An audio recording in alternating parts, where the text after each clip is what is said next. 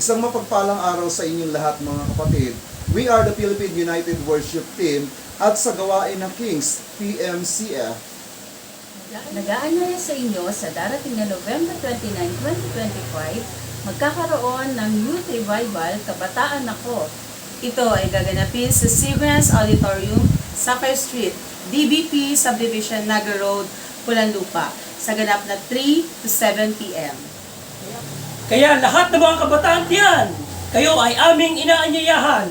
Ito po ay free admission and hosted by Evangelist Art Recto at Evangelist Ami Katig Recto. Pagpalain tayo ng may kapal.